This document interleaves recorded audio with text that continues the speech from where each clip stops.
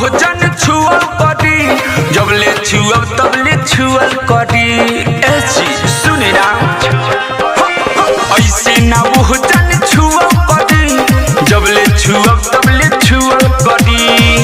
पहिला मुलाकात परेशानी हो खतन, पहिला मुलाकात परेशानी हो खतन।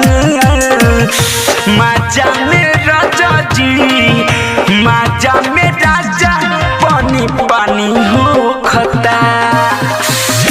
माजा में राजा पानी पानी हो खता।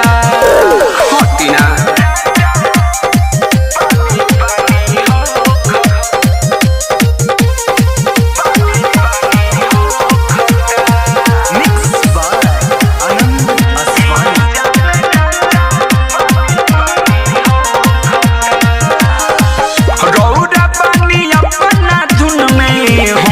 होता गत हो, देख के जवानी हमरे घूमल बामत हो।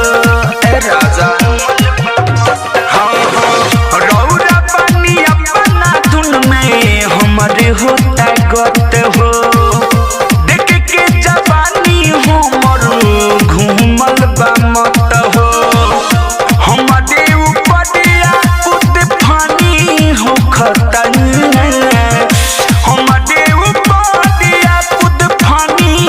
खतन, माजा में राजा जी, माजा में राजा पानी पानी हो खता। माजा में राजा पानी पानी हो खता।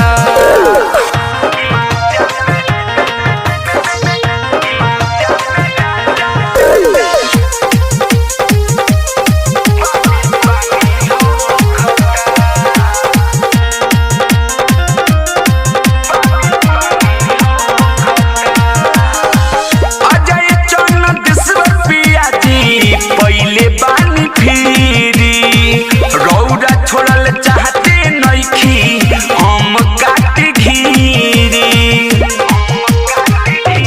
हाँ हाँ अजय चन्देश्वर पियाजी पहले बानी फिरी रौरा छोड़ल चाहते नइखी हम काट घीरी।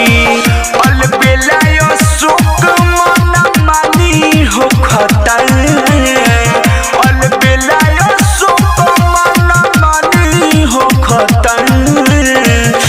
माजा में राजा जी, माजा में राजा पानी पानी हो खता जी।